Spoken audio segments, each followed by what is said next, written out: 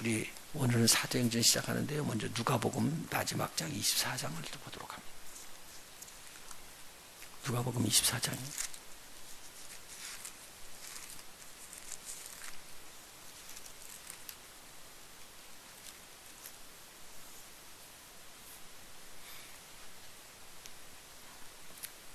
누가복음 24장 36절부터입니다.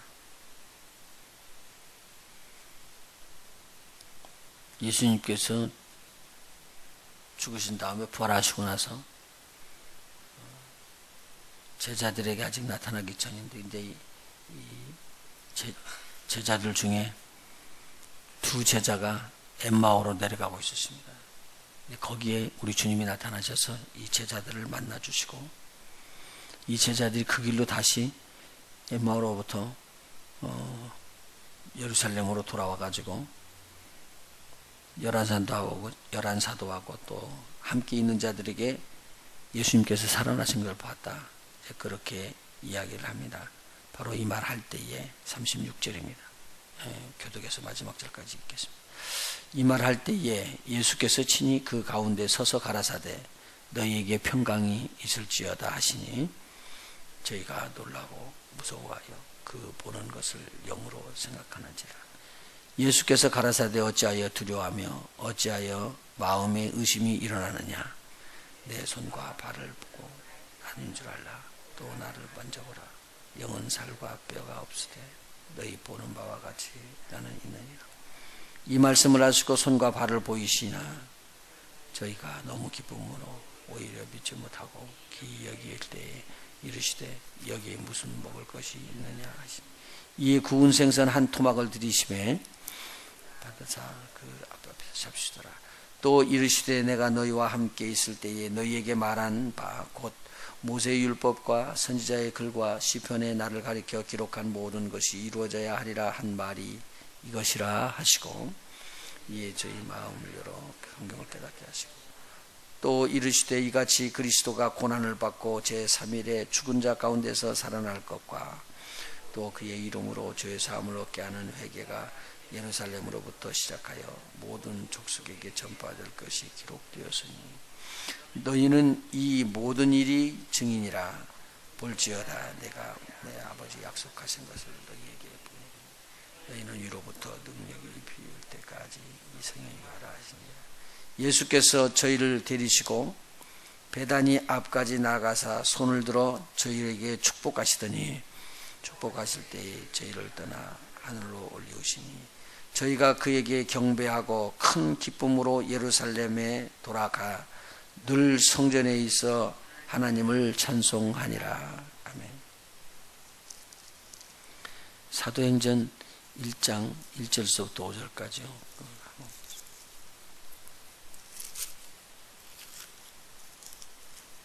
사도행전 1장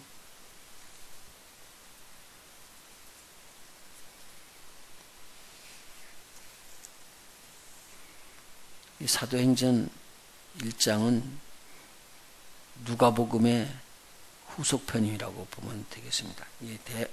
데오빌로 각하에게 누가가 쓴 편지가 누가복음인데 이제 이 누가복음을 쓰고 난 다음에 바로 이어서 데오빌로에게 또 쓴 편지가 사도행전이죠. 1절서부터 우리 5절까지입니다.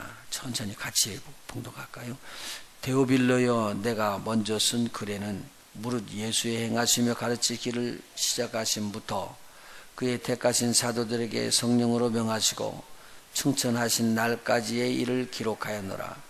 해받으신 후에 또한 저희에게 확실한 많은 증거로 친히 사심을 나타내사 40일 동안 저희에게 보이시며 하나님 나라의 일을 말씀하시니라. 사도와 같이 모이사 저희에게 분부하여 가라사대 예루살렘을 떠나지 말고 내게 들은 바 아버지의 약속하신 것을 기다리라. 요한은 물로 세례를 베풀었으나 너희는 몇 날이 못되어 성령으로 세례를 받으리라 하셨느니라. 아멘. 자, 오늘 여기서 좀 배울 것입니다. 똑같이 4절에 사도행전 1장 4절에 사도와 같이 모여서 예수님께서 저에게 분부한 말씀이 있었습니다. 이것이 예루살렘을 떠나지 말고 내게 들은 바 아버지의 약속하신 것을 기다리라는 내용입니다. 이렇게 사도행전이 시작되는데 이것이 누가복음에 보니까 같은 내용의 말씀이 들어있습니다. 누가복음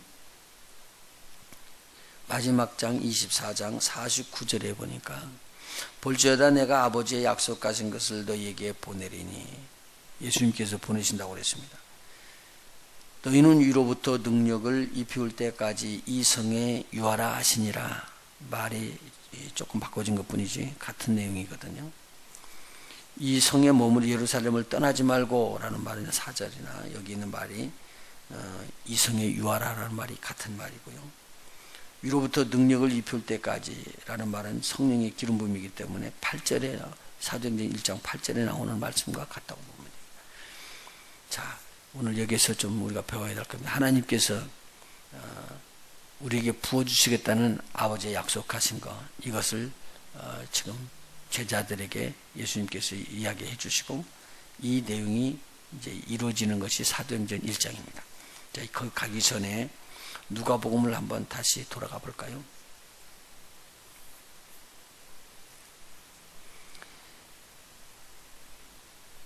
(36절부터) 말씀드린 것처럼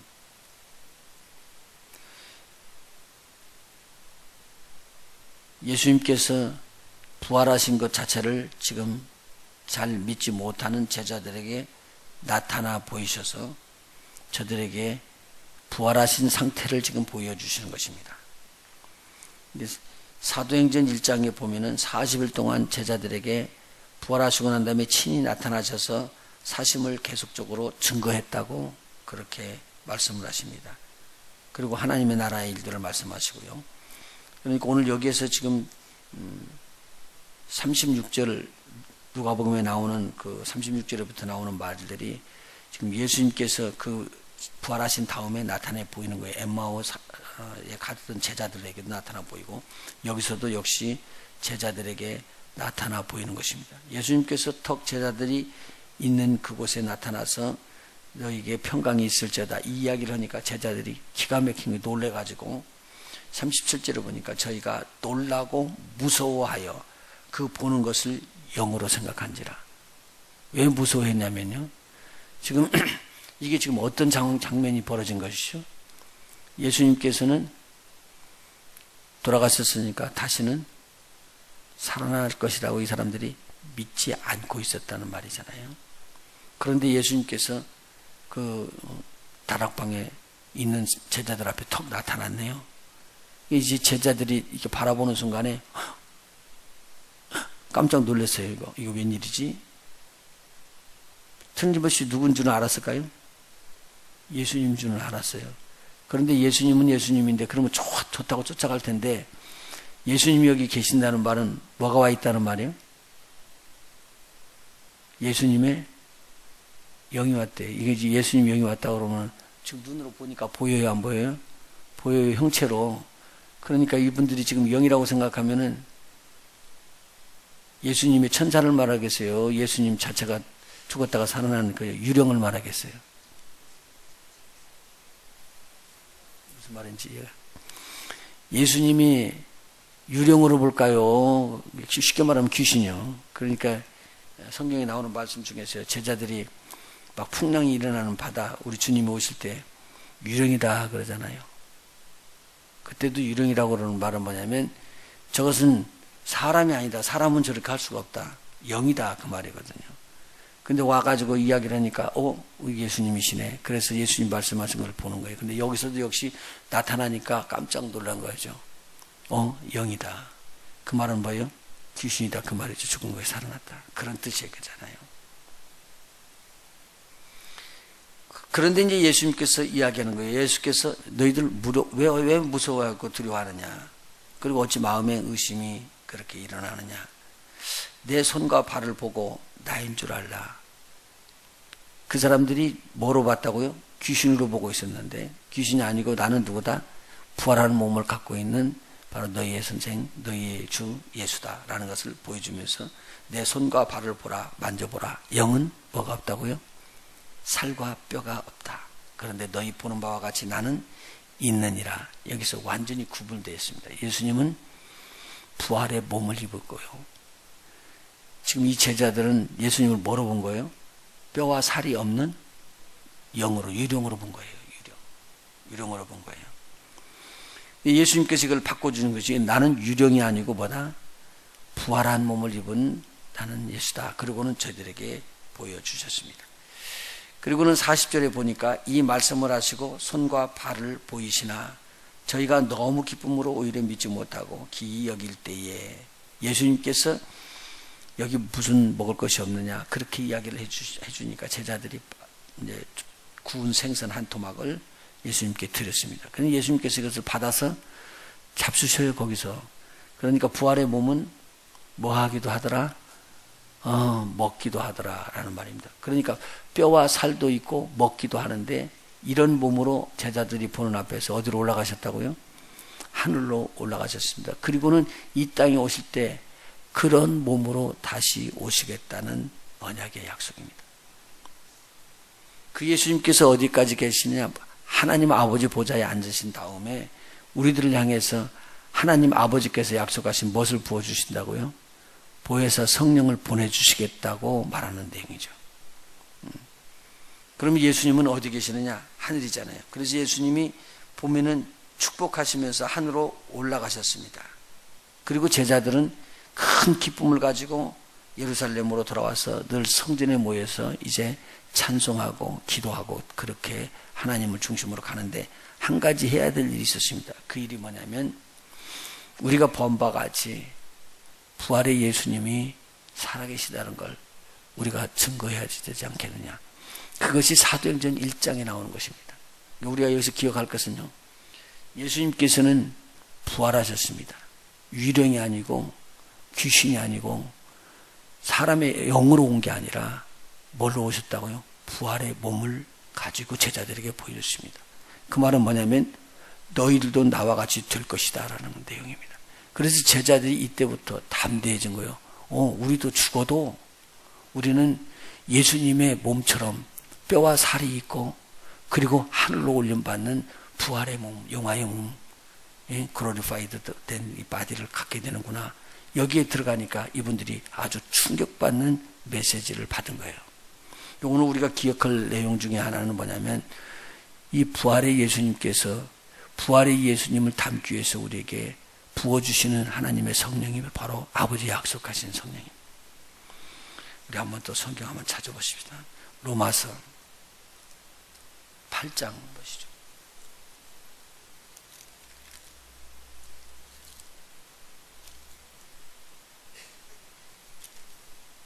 로마서 8장이요. 9절. 로마서 8장 9절. 만일 너희 속에 하나님의 영이 거하시면 너희가 육신에 있지 아니하고 영에 있나니 누구든지 그리스도의 영이 없으면 그리스도의 사람이 아니라. 또 그리스도께서 너희 안에 계시면 몸은 죄로 인하여 죽은 것이나 영은 의를 인하여 산 것이니라. 예수를 죽은 자 가운데서 살리신 이의 영이 예수를 죽은 자 가운데서 살리신 이는 하나님이시죠. 하나님의 영이 너희 안에 거하시면 그리스도 예수를 죽은 자 가운데서 살리신 이가 너희 안에 거하시는 그의 영으로 말미암아 너희 죽을 뭐도 살린다고요? 몸도 살리시리라. 이게 지금 부활의 신앙입니다. 제자들에게 갖는 것이죠. 뭐가 있어야지만 된다고요? 너희 속에 하나님의 영이 있어야지 됩니다. 우리의 영이 살아나는 게 아니라 하나님의 영이 있어야지 됩니다. 그래서 그 뒤에 계속 나오는 말이 뭐라고 나오냐면요. 무릇 하나님의 영으로 인도함을 받는 그들, 하나님의 영으로 인도함을 받는 그들. 14절이에요. 무릇 하나님의 영으로 인도함을 받는 그들은 곧 하나님의 아들이라. 그러면서 16절에 성령이 친히 우리 영으로 더불어 우리가 하나님의 자녀인 것을 증거하신다 그랬어요. 우리 영이 있고요. 우리 영에다 대고 뭘 말씀해 주신다고요? 하나님의 영이 말씀을 해 주십니다. 너는 하나님의 자녀다. 그러면은 하나님의 영이 우리의 영에게, 우리 영이 어떻게 됐다는 말이죠? 죽었던 영이 살아났다는 말이에요. 그리고 그 영에다 대고 하나님의 영이 와서 직접적으로 이야기하게 되면은 우리의 죽을 몸도 어떻게 된다고요? 살아서 영원히 우리 주님과 같은 몸이 되어서 하늘에서 주님을 만날 것입니다. 이건 진짜로 복된 말입니다. 예수님께서 만일 유령으로 영으로 계신다고 그러면은 육체를 가진 우리가 나중에 육체로 가지 않고 영으로 가야 되겠죠. 제 말 이해가 되세요? 우리가 만일 예수님께서 영이라면 우리도 뭐가 돼야 된다고요? 영이 돼야 된다고요. 그래야지만 우리 주님을 만나잖아요. 근데 한 가지 문제가 생겨요. 그러면요. 무슨 문제냐면요. 영과 영, 천사들이 결혼을 해요, 못해요? 안 해요? 안 해요? 그 정말로 안 해요? 그러면은 예수님이 영이면 우리가 영이 되면은 결혼해야 못해요? 못하죠? 못하게 되면은 무슨 문제가 생기시죠? 나중에 혼인잔치가 있을 수 있어요? 없어요? 없다고요. 그래서요, 몸이요, 몸. 우리가 영화의 몸을 입는 거예요. 아주 비밀스러운 내용이에요.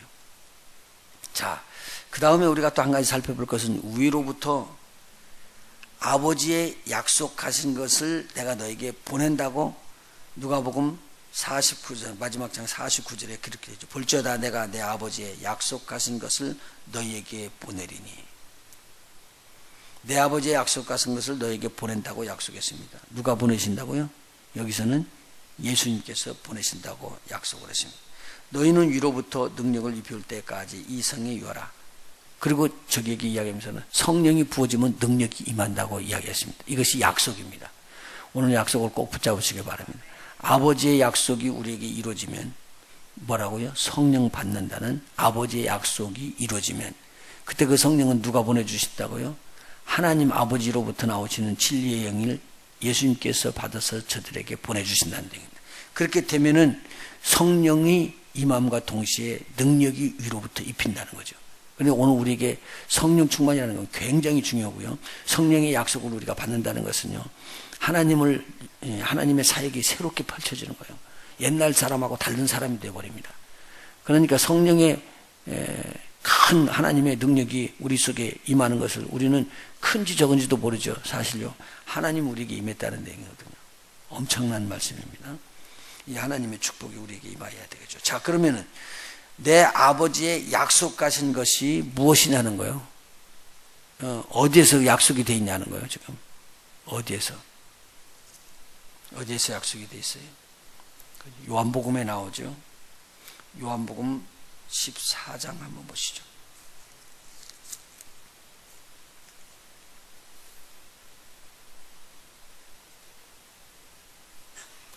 아버지의 약속하신 거 14장입니다. 26절, 14장 26절. 보혜사, 곧 아버지께서 내 이름으로 보내실 성령. 누가 보내신다고요? 아버지께서. 이게 그래서 아버지의 약속하신 거예요. 보혜사를 보내시는데요. 곧 아버지께서 예수님의 이름으로 보내실 성령.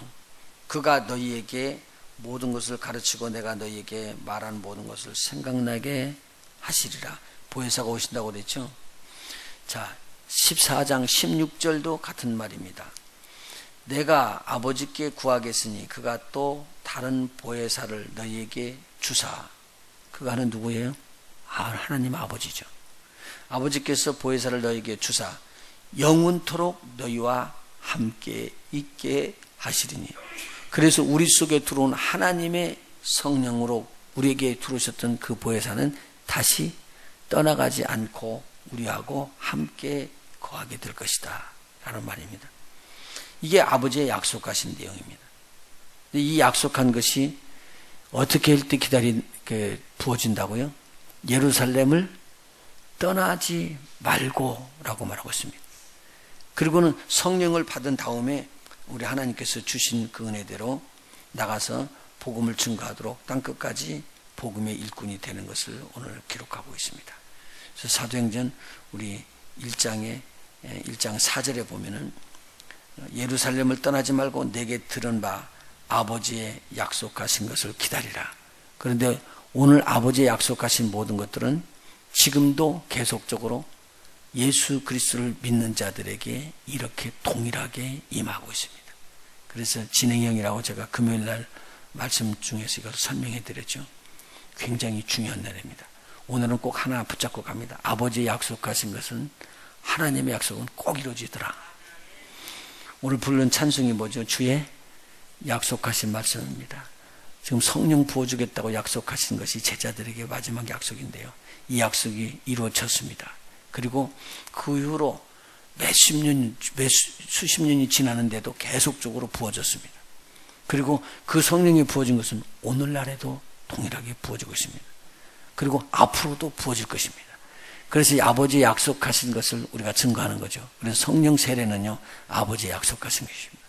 우리 성령으로 충만한 저희들이 되시기를 예수 이름으로 축원합니다. 세상이 갈수록 강팍이족에 힘이 든다고 그래요. 네. 그러니까 더 강팍하고 그렇게 할수록 우리 하나님의 능력이 덧입혀야지 됩니다. 하나님께서 약속하신 성령이 저와 여러분에게 임하시기를 예수 이름으로 충만하게 하시기를 축원해드리고요. 그것도 그냥 조금이 아니라 아주 풍성하게 충만하게 임하시기를 예수 이름으로 축원해드립니다. 기도하십니다.